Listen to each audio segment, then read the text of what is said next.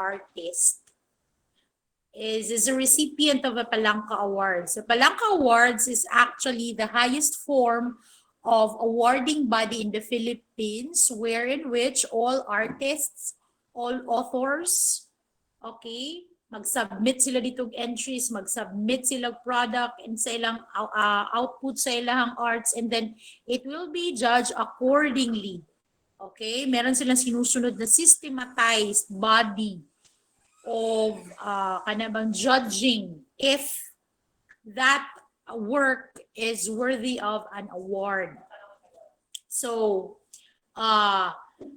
Alice Guillermo is one of them. Okay, I remember my college teachers, Sir Macario D. Chu. Okay, he's also a Palanca awardee, actually Hall of Famer siya. Sir Don Pagusara, and a lot more. Okay, these people are very, very good in the world of literature and the world of humanities. So she is a renowned writer, a researcher, and as well as an art critic and a professor. So what does she have in mind when we talk of interpreting images or reading visually a work of art? So reading an image, or basically the term reading here means interpreting, is guiding, or it's our guideline in analyzing and interpreting what we see. So the images that I'm talking here is not limited to whatever we see na painting, na drawing. Kasali na dito yung photography. Kasali na dito yung mga statue, mga architectural designs. Meron tayong mga buildings. Okay, though they are part of the engineering, somehow arts is involved there. Bakit? Meron ba yan silang blueprint? Gina-design ba yan na nila before na nila gina-construct? So, when we want to know, or if we want to analyze these images, we have to know what are these images that we need to analyze. So, firstly, we had ads, or short for advertisements. We also have paintings, which includes your drawing, okay? Anything that is in 2D, two-dimensional. And then, of course, any text. What do you mean by text? Ito yung mga literary works or even words. Kahit announcements lang yan. Okay, kahit tarpaulin lang yan. You can actually criticize, you can critique, and you can read the image basically.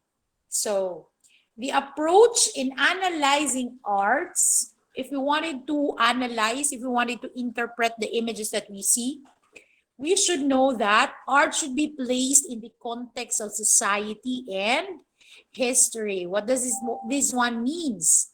That when we want to critique, okay, katay nakakita ta dira gwapo kaayo na drawing. If we wanted to critique it and we wanted to analyze it as well, we have to contextually find the relevance of the art to our society and history. We might ask ourselves, what is the impact of the art to our society? Does this one gives us an idea of what is poverty is, what marginalization, discrimination as to gender, color, race, economic disposition, societal class and status. On history, on the other hand, we should be able to ask ourselves, where did this one come from? Bakit umabot tayo sa point na there's kanabang technological advancement as to war? Saan ba yan nanggagaling? What was the root cause? So when we want to analyze art, the approach that we needed to have to be able to arrive in an analysis is this one. Relate it to history, relate it to society. Let's move on. So the basic documentary information that we needed to know before we will be able to analyze an artwork or a product of art is the following. First, of course, we need to know what is the title of the artwork, or we need to know what's the title of the work. Remember when we had the psychological abstract? Okay? I remember there, ay hello, wala pala no, hindi pala natin nalagyan. Nalimutan ko. Or pinalagyan ko ba yun sa inyo class ng title? Wala no. That should be part. Hindi naman ganun. Nalagyan ba natin yan? Or your name and signature and the date lang? Name lang. Mao lang po, ma'am. Karong na ako. Dapat na ito siya title mang good. Usually good. In my sama, wala na yun tani, nagkadugay, nagkatiguang na si ma'am, makalimot mo. Usually in my previous kanang classes, pag mag-psychological art me or psychological abstract me, na yun na siya title. But, okay, somehow, there are other works na meron talagang title. Kahit ano yan. Let's say kahit statue lang yan siya. Meron yan siyang the Statue of David. If you happen to pass by in Ecoland, Davao, meron statue si David doon. Though some may see it as very kanabang bastos. It's bastos because our society, our culture, it's the norms atuan na dili kita anan na makakita og kanabang naked body of a human or maski replica lang na of a human ba. So, parang it's a no-no in our culture. However, in other countries, they really find it beautiful, and that's the highest form of representation of art, the human body. So lahat yan, may title yan sila dapat. Kahit poem yan, kahit painting or drawing yan, meron yung title. Next is that we have to know who is the artist. Sino bang gumawa? We have to know the medium and technique. Medium. Ano ba ang ginamit ng mga materials? Technique. Was it a painting, a brush ba, coffee? Okay, painting, or was it carving? Okay, different kinds of carving. Meron tayong fruit, vegetable carving. Meron din tayong wood carving. Okay, I'm not quite sure kung merong metal carving. Parang hirap siguro, no? Metal carving. Next, dimensions and measurement. We should know, is it a 2D dimension? 3D dimension? Alam natin kung ano yung 2D, di ba? Yung 2D dimension, meron lang siyang background and foreground. In short, meron siyang harap, meron siyang likod. Okay? 3D is, meron siyang height, meron siyang width, and meron siyang length. That's why it's 3-dimensional. Na siya'y gilid, na siya'y katambukon, kataason. Okay? And kalaparon. Next, the measurement. Okay? The measurement will tell us kung unsa ka kalapad, katasun siya. Okay? And of course, kabagaon at some point sa materials na gamit. Date of work. When was it made? You happen to remember when we had our psychological abstract. Nadyo to yung date of work. Naapo to yung title, ay naapo to yung name of the artist. Kamo to. And of course, the provenance. Okay? Sometimes the provenance is kinda excluded. However, if we really wanted to know the information of the artwork, documentarily speaking, it should have. Okay? Let's try to look at this one. This is Spoliarium of Juan Luna. Sige, tingnan natin yung kanyang sukat. It's 4.26 meters by 7.72 meters. That's the sukat. Okay, it was made and finished in the year 1883 to 1884. So 1 year. Tagal, di ba? And it's made of oil. Now, ang tawag dito? This one, the oil will now fall into materials. What kind of material it was? Okay? It was, it was made to. And of course, the provenance. Where is it located? And originally, kaninong ownership yan? Okay? Provenance is the ownership or kay asan siya na-locate. So, ang rightful na may ari ng solarium is 1 luna. However, the Philippine Arts or the National Museum of the Philippines is now the owner of such work. Next, we have the painting about the Japanese occupation, which was done by Diosdado Lorenzo. Okay, it's about the rape and the massacre in Ermita and the times when the Japanese occupied the Philippines. Kaya meron tayong mga tinatawag na mga descendants ng mga Japanese. Okay? These are the women who were raped or somehow had a relationship with the Japanese occupants at the time. And the painting of Lorenzo will give us an idea of what really happened in the year 1947 at Ermita. It's an oil painting on canvas. Let's move on. So the meaning of an important work can grow with time, as how people and generations view it becomes a process of continual discovery. Actually, class, when you wanted to know history, you might want to touch the genre and the field of art and literature. If we wanted to know how Filipinos suffered during the Spanish conquerors or the Spanish conquerors, you might want to know or read the works of Jose Rizal, diba? The poems of different writers. Kasi that time, painting was not really that sikat. It was more of the text written. Yung mga diaryong Tagalog, and etc. So, the meaning of those works, through time, it actually changes. The process of changing the meaning has been continuous and has been dynamically changing. Ang meaning of it these days is now different from the very time it was made and 50 years after it was made, and then the present time. So iba-ibang interpretation according sa different generations it had been through. This one naman is a very famous na ginawa ni Michelangelo, the creation of Adam. So it was completed in the year 1512, where in 1990, Dr. Franklin Meshberger wrote his analysis claiming that the background outlining God and the angels resembles the human brain. Of all the critics and analysis that had with this work of art, ito yung pinaka-impactful.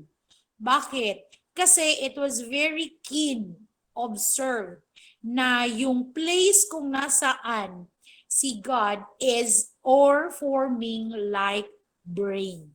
So Dr. Meshberger would like to tell us that inside the brains of humans, or even, in the brain of Adam, the time he was created by God, God himself was in his brain, the very moment he had his consciousness. So yan yung ibig sabihin ni Dr. Meshberger. Let's continue. So how do we create meanings of art? So a complex of intellectual, emotional, and sensory significations which the work conveys and to which the viewer responds. Meaning that intellectually, emotionally, and sensorily, these three make up whatever meaning that we create out from the work. So your criticisms, your analysis, and looking at a painting will always depend on your intellectual attainment. If you're a janitor with no discrimination at all, compared to somebody who has graduated a degree, pag magtapad na sila magtanaw isa ka artwork, you should know that there is a difference in their interpretation and creation of meaning. Pasabot, if the person with education and degree will see a heart-shaped image in the artwork will see it as blood or love. Si janitor, iba naman. It's just a simple heart-shaped figure. And that all of these criticisms and analysis are valid. Bakit? Because creating meanings from the arts are actually not limited to kung ano lang kaya na nating ibigay na criticism or analysis. However, it should be not limited to whatever that we have attained as well. And as well, how emotionally the art kana bang mag-struck sa ato they are really work of arts na emotionally we are being struck by. So muna natin mga ginatawag nga, hala, uy, kalungkot pod ani niya nga art, uy, very dark. Because emotionally, you felt that it was really dull and dim. So you get to have the emotion of sadness, diba? Because you relate to the color black. Your perception to black is sadness. It could be death. Another is our sensory significations. What are these? Your five senses. What you have heard, what you have felt, what you have seen, what you have smelled, what you have felt while you were looking, listening, or watching a work of art. Let's continue. All of this bringing in the breadth of the cultural background of the person, artistic exposure and training, and human experience in a dialogic relationship with the artwork. What do we mean by this one? That we have to consider our intellectual attainment, our emotional connection to the art, as well as our sensory, but as well as our culture. Okay, in Japan, we may say it's very honorable to kill ourselves. Tama ba ko, Sir John? I remember, Japan, it's honorable to kill yourself, diba? Parang magganon sila, okay? You do it in a ritual. I remember, maglatag ka dira, madto ka dito somewhere that is very kadabak holy na place, I forgot. But you will be wearing something white. Yes, and then you will use that kind of knife, yung maliit lang. Tapos you're going to kill yourself. Art, yun, hanakiri. Thank you, Sir John. Artistically, that is actually the culture of the Japanese. Now, kung artist ako, tapos I will draw that part, ipakita na ko sa akong audience, and the audience are Japanese, makarelate sila, they would appreciate what I have done. However, if it came from another nation and culture and race, if these people are not Japanese, makita nimo that you're killing yourself, that's very kanabang dili pwede, especially sa atong norm Filipinos, because pag naagi nito madunggan na maghikog, ano dayon. Okay, ingana sa tuwa. So anything and everything that we kanabang create meaning sa art, it's always based on where we came from. What culture are we in? What ethnic group are we member to? Okay, so kana siya yung mga ginatawag na tong effect, especially if we wanted to analyze a work of art. Let's continue.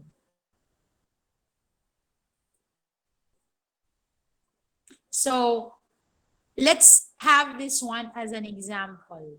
This one is the horizon of meaning. Okay? Or in short, this one we could say that it's our marabag window as to how humans create meanings when we deal with art. So a work may accommodate several meanings. In short, you could always have 3 or more or 1 or 2 meanings in one particular artwork.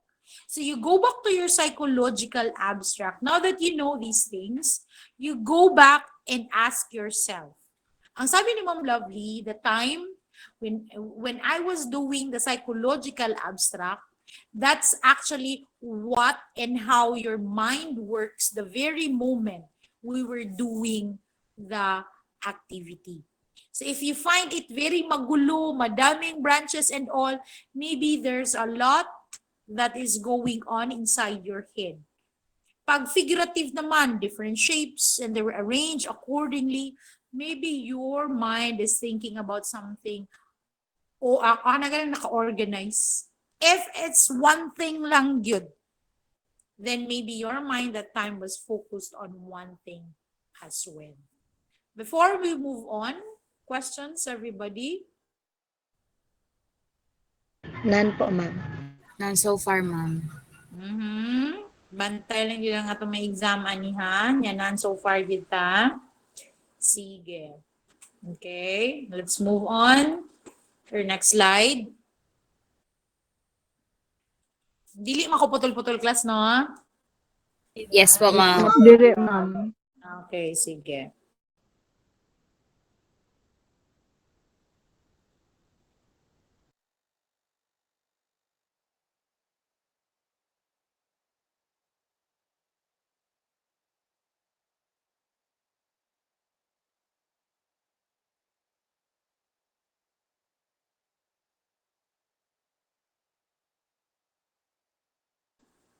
Okay, now that we know, what do we need to do or know?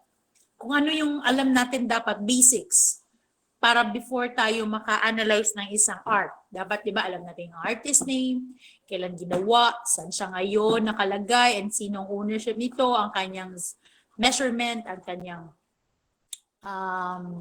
the materials that were used. Now that we are on our way to analyzing it, we have to know the different levels of analyzing. What do you mean by that? We should know how do we analyze it accordingly. So we have four planes. We have first, the basic semiotic. Second, the iconic. Third is the contextual, and fourth is the highest form of plane of analysis, the evaluative. Let's start with a very basic semiotic. Basic semiotic will tell us that when we analyze a work of art, very basic, anong ibig sabihin ng artwork? So if we have a painting, there's a heart shape in it in the middle, what does it mean to us? Or what is its meaning according to its author? Ganun naman lang yun. That's the basic semiotic. Basic meaning. Semiotic meaning. Okay? Semiosis, the process of looking at images and providing meaning. That's semiotic. Next is iconic. This one is symbolistic. If you have a heart shape there and you wanted to analyze it according to the iconic plane, what does this icon, this image actually give you? Is it what? Heartwarming? War? Sadness? Or parang higher level ba?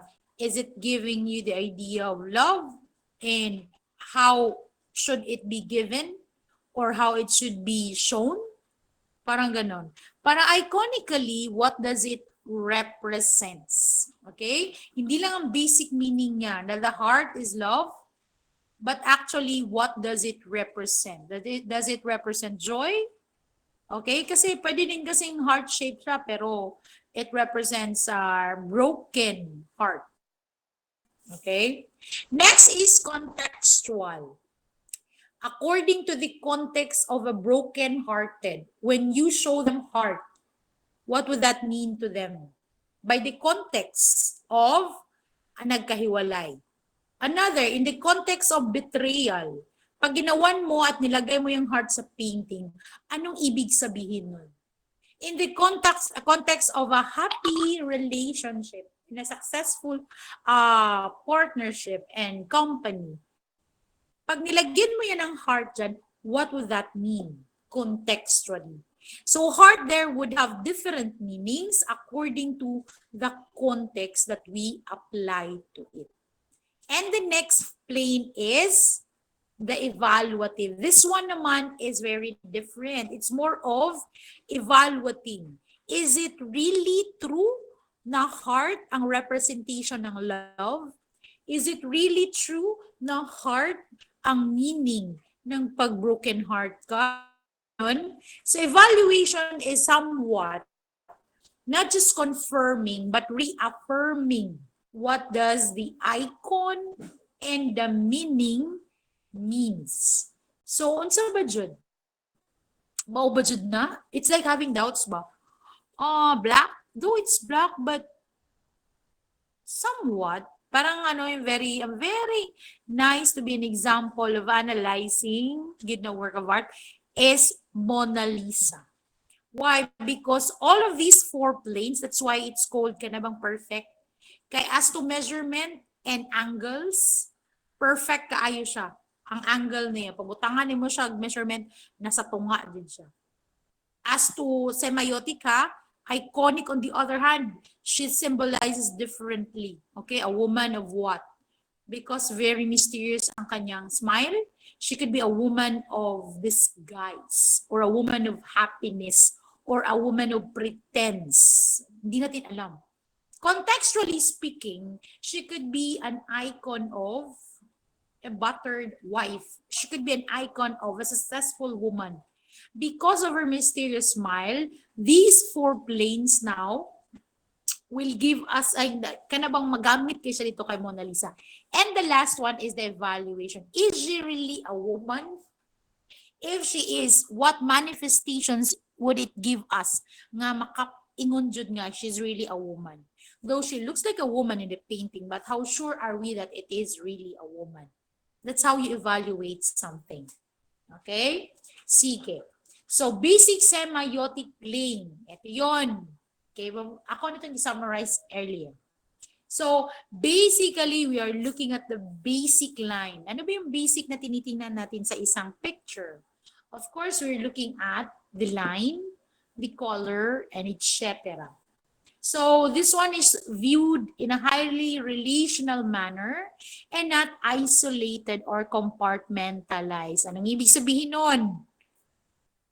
You do not look at this work of Angela Pascual as an evaluative analysis but basic lang. Meaning, mag-focus ka lang sa color, sa lines, and the basics.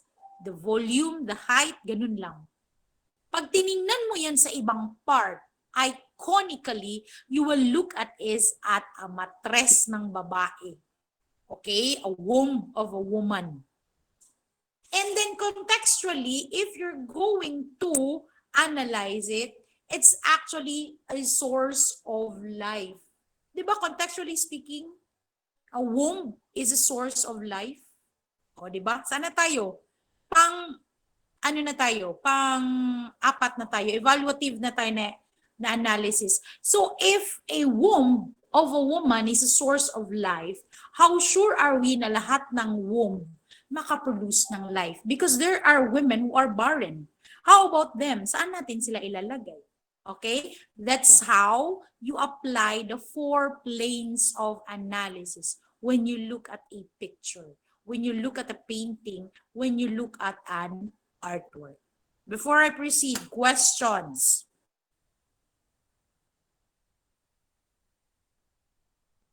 Napa ba'y naminaw sa ato adiha nga sign? Nan po, ma'am. Okay, let's continue. Next, so where are these meanings na binibigay natin came from? So first, they came from our psychological and physical background. Psychological from our mind, physical from our senses, wherein which our experiences are commonly shared. Yung paano mag-work ang ating mind with accordance to our body, that's how we make and create meanings. That's how and where our meanings come from. Let's say, for example, day and night, the warmth and cold, the pleasure and pain. So psychological and physical factors of creating meaning are parang day and night, warmth and cold. Magkasama yan sila. Contradictorily to each other, but they are together. And these are shared in us, in our everyday in depth. Let's look at the work of Francisco de Goya in the year 1814. It's about darkness, sorrow, gloom, and melancholy. Okay, the title is Night. Now, the work of de Goya will tell us that nighttime in the previous times, in the past, according to history, specifically or maybe in the year 1800s, that when nighttime comes, darkness follows, sorrow follows, melancholic happenings follows, and gloomy things happen. So night in this manner gives us many meanings. And the picture itself will confirm. Let's continue. So lines, on the other hand, will give us the orientations that meanings are given through the positions of body. Like, say for example, horizontal position. This one gives us the meaning of sleep and rest. An example of this one is the Sleeping Venus by Giorgione, the year 1508 to 1510. So line, though they are lines, but they provide meanings as positions of the body. Or no, the positions of the body are lines that give us the orientation and meaning of sleep and rest, especially pag horizontal. Pag vertical naman, it gives us the meaning of strength and stability. Example of this one is ablation, yung makita natin sa mga UP campuses by Guillermo Tolentino. Another about line is diagonal. This one gives us the movement, action, something that is dynamic. Look at Guillermo Tolentino's kanang statue na nasa Caloocan. They call it Bonifacio Monument or the Monumento. Okay? Another source of meaning is we have first is psychological and physical. Another source of our meaning or why we create meaning and where is our socio-cultural conventions. Particularly, we tend to focus on the color or the meanings of color. So example of this one, we have black, where black in a socio-cultural context, especially Western. Okay, pag makakita tag black, automatically, they are mourning of somebody's death or someone's death. Muna pag black, we attach a meaning na sadness, mourning, death. Okay? Next, for white naman in Asians, they call it the symbol of peace and surrender. That's why here sa atin, pag may namatay, most of us uses white as the color of mourning. Kasi it symbolizes peace and surrender. So again, there are two types of how we create or the sources of meaning. We have first, psychological and physical. Second, we have social and cultural. We give it according to its cultural context. Sige.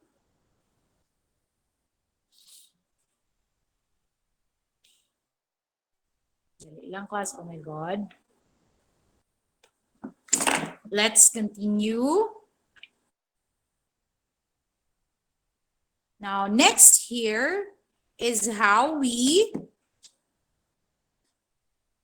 interpret naman according to the iconic plane. So iconic plane, as I have told you earlier, is according to the image that we see in it by its representation. Let's try to look at the Parisian Life by Juan Luna, was made in oil on canvas, measured as 22 by 31 inches. So look at the image itself. And look at the woman, how the way she sits. Now, the woman is the main subject, and the icon now will tell us what are the men doing while the woman sits. Basically, they are looking at her. Iconically, the woman is a symbol of attention. That men will always murag nagmabali ang ilang liog pag naagi babae nga maglingkod nag inusara o gwapa pa jud niya sexy on the other table. Okay, that's iconic plane analysis of art, Sir John. Okay, next is contextual plane. Now, this one naman, we have to put the artwork in the context. Ano yun? What is the relationship of art in society? Okay? Why, yung bang art, ang product ba ng art has something to do with what is happening to the society? Contextually, by the context of what? By the context of a poor person. By the context of a broken-hearted person. By the context of a rich person. A powerful person. So societally speaking, when we wanted to analyze and critique an artwork, we have to see kung unsay disposition niya sa society. So a broad knowledge of society's history according to the society's economic, political, cultural conditions, may it be in the present and the past advantages. In short, if we wanted to understand the work of art in the contextual plane, we have to know kung sabay say sa society ani, kung history ang pag-usapan, kung economic or economy, kung politics, kung culture. Okay? Let's see an example. This is Diana bathing Janisha by Francis Butcher in 1743. I don't know if I pronounced the name properly. So knowledge of national and world art and literatures, mythologies, philosophies, and different cultures and world views. References and allusions to historical figures and events. A very good example of this one is this. Okay? If we are going to ask Diana in the year 1743, we're not quite sure if we're talking about Diana, Princess Diana of Great Britain. But maybe this is somewhat Diana in a form of a human. In year 1743, in the previous times, it's really okay for women to ligo in the rivers. Number one, bakit? Kasi malilinis pa po ang river that time, no pollution at all, economically speaking. Politically, okay? Politically, as per geography, okay, most of these women's kanang ginaliguan nila nga river, kay ilabon na nga mga river, part of their land. So politically, okay, ilahagi na siya. Next, by philosophy of human nature, na pagkaliguan dyan sa kataw, maligo lang gina siya diha. Okay? When you will contextually reach the plane of contextual analysis in arts, you will be able to understand na kanisya na artwork is alluding the historical figures and events in the past. That in the past, it's really okay to ligo-ligo in the river. Nowadays, Ginoo ko, maligo ka sa river. Para kaani kay Diana, maghubo ka tanan. Pagkaugma, it's either gidimanda nimo ang mga nansilip sa imuha or gichismis ka sa imong tibok barangay nga igat ka. Ingana gina siya, class.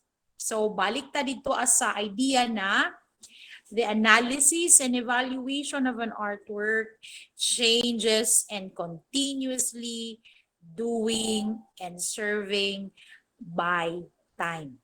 Let's move on. Evaluative. Evaluative plane is an art critic, or as an art critic, we have to find out what is considered as a value in your nation. Is it depicted in the artwork? What are the underlying social issues conveyed in the artwork? Same as anong sinabi ko kanina. Okay, the very issue of that picture. Ito yung picture sa flower, Bulaklak by Pascual, Angela Pascual. If you have seen it evaluatively, okay, it looks like a womb of a woman.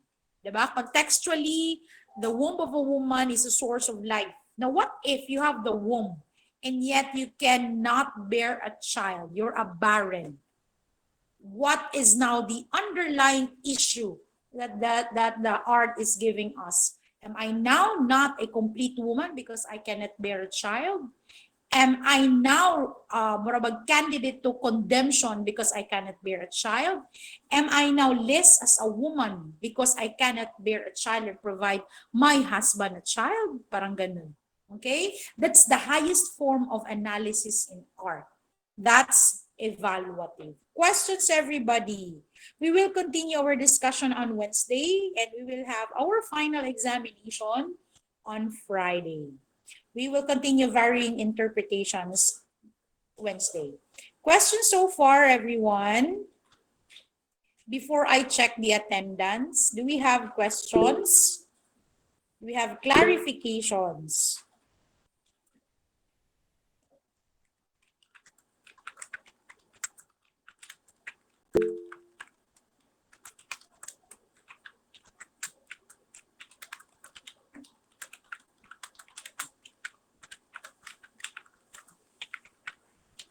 Nganong walay gatingog? Walay mangutan na?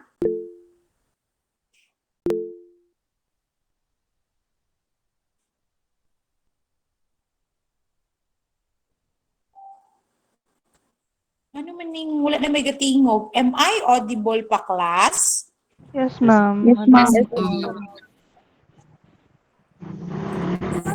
Walay mga tingog, walay mga pangutana. Nabatay na substance atong i-discuss karon?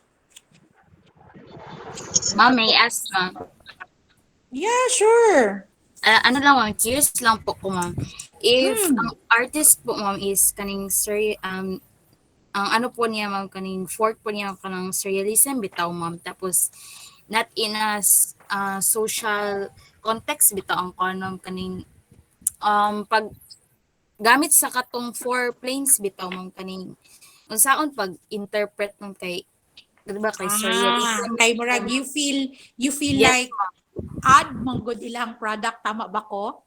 Yes, ma'am, inana, ma'am. Kay sometimes manggod surrealism is very odd. Literally ha, basic sa ta, basic semiotic meaning. Pag tanawon man gud nilang products kay kanang ingani mga sample para maka-relate in mga classmates. Let me look for an example of a painting of a surrealist. Sige, dali lang ha, para maka-relate sila sa imong question. Tara. Kanang katong mga distorted na picture, kani this one is very kanang famous, The Persistence by Salvador. Kaya lang, I will share my screen para maka kuan ang imong mga classmate. Kani siya, oh. Kita niya ni class, kani siya. This one is a very good murag example of a surrealist art or surrealism. So you see there are clocks and there were distortion. Ma-distort siya ba? So in analyzing this type of kanang work of art, sometimes there are works of art nga dili siya makaabot sa highest form of analysis or the evaluative plane. Kasi when we look at the work of art and we really saw a social issue in it, that's the time we apply the evaluative plane of analysis. However, okay, in a perspective of a reader's response or audience response, in my perception, in the surrealist point of view or the surrealism art, it would be difficult for me to put social issue in it when I know that it could be manifested or it could just be analyzed according to the context or contextual plane. So in short, hindi naman marabag not all artworks deserve the highest form of analysis. This is my own understanding lang ha, kasi arts is always subjective. So if you're going to look at this one, societally speaking, is there an issue? Maybe. If we're going to look at time, Okay?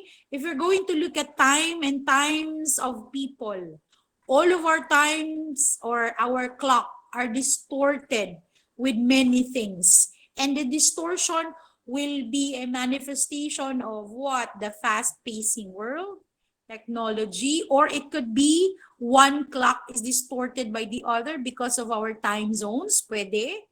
However, what could be the social issue there? It could be differences. When my time difference is different from my mother's time, it would be difficult for us to meet halfway in what Facebooking and video calling. So what will I do? I need to put a sacrifice to it. I need to wake up early. So ano yung societal issue dyan? It could be that, okay, what does it do with the other people's pakialam ba? If I will wake up in the morning and then I will chat with my mama and then saba kaayo ko and then my neighbor will say, saba po ni mo tagabuntag, uy. Sige mo mag-video call sa kong mama kay we have different time zones. But that is not actually considered really as a social issue. It's just a neighborhood issue. However, okay, it could be at some point and somehow. But I would suggest if the artwork dictates na pwede naman siyang nating i-analyze according to the contextual and iconic plane lang and could not reach actually the evaluative, I think that would be okay. Did I answer your question ba? Yes po, ma'am. Thank you po, ma'am. Okay, sige. How about the others? Do we have still questions before I check the attendance? That's actually a good question. How about the others? At least may isang estudyanteng nakikinig. Okay? Others would like to share their insights or observation? Sige, if we have none, can I check the attendance now? Yes, ma'am. Sige. Abeliana? Present Abiliana, ma'am. Adobas? Present, ma'am. Alayon? Present po, ma'am. Baloro rather. Present, ma'am. Barbarona?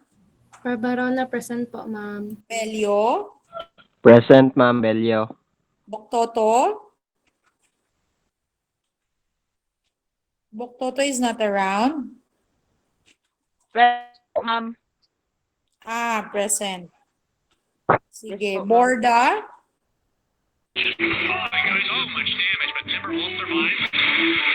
Honey, what is that? Borjos? Borges po, ma'am, present. Okay, mamaya na, honey. Please close that one. Honey May, please off that one. Cabras? Present, ma'am. Kalipayan? Present, ma'am. Carlit? Present, ma'am. Daverao? Present po, ma'am. De La Torre? Present po, ma'am. Depoldo? Present po, ma'am. Escabusa? Present po, ma'am. Espinorio? Present po, ma'am. Spiritu?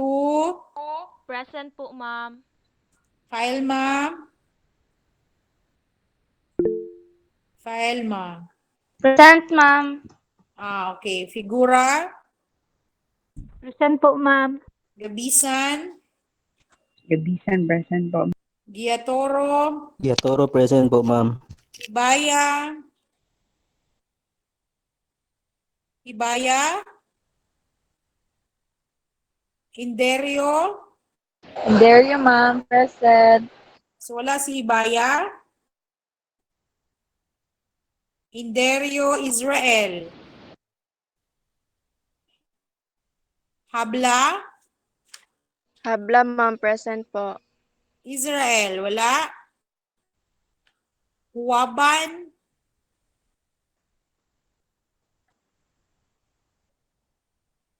Lagnayo? Tagnayo po, ma'am. Present. Chavez? Noted Israel? Ma'am, present po. Manggilimutan? Present po, ma'am. Ang gilimutan. Masiliones? Masillones, Mendoza. Okay, yes. Masillones, noted. Mendoza, Molinos, Present, yes, ma'am. Mendoza. Wala si Mendoza? Pendon, Ma'am. Perez, Perez, present po, ma'am. Pial, PL present po, ma'am. Prieto, Present po, ma'am. Ramirez, Present, ma'am. Rin,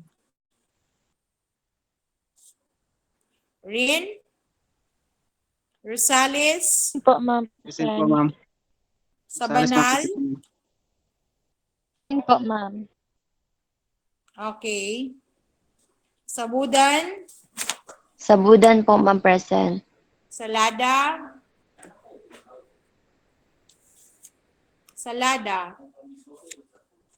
Samboa, Present po, ma'am, sa BOA.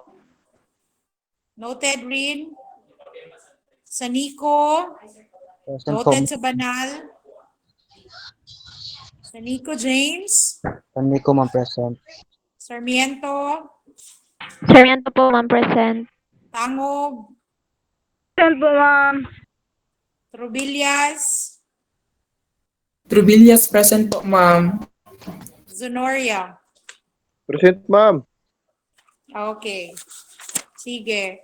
I will see you Wednesday, class. We will continue our last discussion for this subject. After which, we will have our final examination on Thursday and Friday. Tama ako? Please look at our schedule kasi wala pa akong schedule, class. Hindi pa ako sure kung Thursday ba tayo Friday. However, tomorrow I will be giving the special examination for those who did not and who failed to take the examinations. After which, we will end the summer. Yes, you were raising your hand, Nelly? As lang kung, ma'am, face-to-face ba ang final exam? Are you third year? Yes po, ma'am. Most of you? Yes po, ma'am. Oh, ma'am. Okay, I will Daily, ma'am. Okay, I will seek guidance and enlightenment coming from our administration and await for my further instructions. Before Wednesday or on Wednesday, I will provide you an announcement and answer. Would that be okay, Nelly? Yes po, ma'am. Thank you. Okay, everybody, please be well and be safe and see you on Wednesday.